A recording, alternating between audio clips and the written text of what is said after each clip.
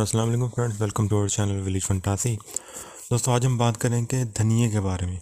دھنیا جسے کشنیز بھی کہا جاتا ہے، عربی میں اسے کزبزہ یا بسا، فارسی میں کشنیز، خشک بنگالی میں دھنیا، بنگالی میں دینے، سندھی میں دھانا اور اردو میں دھنیا کہتے ہیں۔ انگلش میں اسے کورینڈر کہا جاتا ہے۔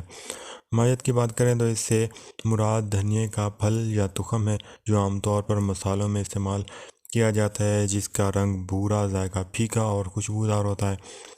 جب ان کو کوٹ کر بیرونی چھلکا اتار لیا جاتا ہے تو اس کو مغز کشنیز یا برنج کشنیز کہتے ہیں۔ مقام پیدائش کے حساب سے پاکستان، پنجاب، سندھ اور ہندوستان میں بکثرت کاشت کیا جاتا ہے۔ مزاج سرد خشک، درجہ دوم۔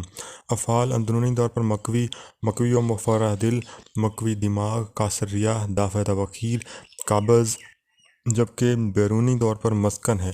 استعمال کی بات کریں تو دھنیے کو تنہا یا مناسب ادویہ کے ہمراہ پیس کر گرم درد سر کو تسکین دینے کے لیے ضماد کرتے ہیں۔ قلب و دماغ کو تقویت و تفریح بخشنے اور صعود بخارات کو روکنے کے لیے تنہا یا مناسب ادویہ کے ہمراہ سفوف بنا کر کھلاتے ہیں، اور دوسرے مرکبات میں بھی شامل کر کے کھلایا جاتا ہے۔ ضعف معدہ اور نفع شکم میں سفوف بنا کر کھلاتے ہیں۔ دستوں کو روکنے کے لیے پانی میں پیس چھان کر پلاتے ہیں۔ خصوصاً بھنا ہوا دھنیا خاص طور پر فائدہ بخشتا ہے۔ کثرت شہوت کو روکنے کے لیے بھی دھنیے کا استعمال کیا جاتا ہے۔ خفقان، وسواس اور صدور و دوار کو مفید ہے۔ دھنیا بیرونی طور پر مسکن ہے، لہٰذا اس کی کلی منہ کے جوش اور گلے کے درد کو فائدہ دیتی ہے۔ سبز دھنیا کا پانی آنکھ میں ٹپکانے سے چیچک کا آولا آنکھ میں نہیں پڑتا، اور رام ہارا کو تحلیل کرنے کے لیے اس میں مناسب ادویہ ملا کر استعمال کرایا جاتا ہے۔ اور بھنا ہوا دھنیا چھوٹے بچوں کو کولنج میں پانی میں پیس کر یا سفوف بنا کر دیا جاتا ہے۔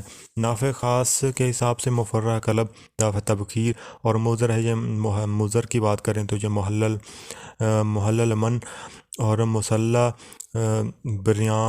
بریاں کرنا، سفر جلی اور سکنجبین، اور بدل ہے یہ تخم خشخاش، تخم کاہو۔ اگر کیمیاوی اجزاء کی بات کی جائے تو ایک اڑنے والا تیل، کیرینڈرول، ایک نہ اڑنے والا تیل، نباتاتی چربی والا اشیاء، ٹینین، ملک ایسڈ، سبز پتوں میں وٹامن سی، کھار اور کیروٹین موجود ہوتا ہے۔ اور مقدار خوراک کے حساب سے 5 سے 7 گرام یا ماشیہ۔ مشہور مرکبات: اطراف الکشنیز، جو دماغ کو تقویت بخشنے کے لیے اور تبخیر کو روکنے کے لیے، سر درد کو زائل کرنے کے لیے نیز صدر دوار میں کھلاتے ہیں۔ اطراف الزمانی، خمیرہ گاؤ زبان اور تریاک نزلہ۔ طب نبوی دواخانہ کا مشہور مرکب تریاک شکم، جو مانع تبخیر، ہاتھ پاؤں کی جلن، متلی اور سر درد اور ہائی بلڈ پریشر کے لیے استعمال کرایا جاتا ہے۔ اور اس کے علاوہ دھنیا جو سبز ہوتا ہے وہ ویسے بھی ہانڈی وغیرہ میں ڈالا جاتا ہے، اس سے ہانڈی کی خوشبو جو ہوتی ہے وہ بہت بڑھ جاتی ہے۔ جس نے ایک روٹی کھانی ہو وہ 2 روٹیاں کھا لیتا ہے، اس مطلب بہت ذائقہ زبردست ہو جاتا ہے۔ چاہے دھنیا کی چٹنی بھی بنا کر استعمال کی جاتی ہے، جیسے میں نے خاص لیسن میں بتایا تھا کہ دھنیا کی اور ادرک اور لہسن کو پیس کر چٹنی بنا کر استعمال کرنے سے کولیسٹرول نارمل رہتا ہے اور بلڈ پریشر ہائی نہیں ہوتا ہے۔ تو دوستو یہ تھی کچھ دھنیے کی افادیت اور کچھ نقصانات جو میں نے آپ کے ساتھ شیئر کیے۔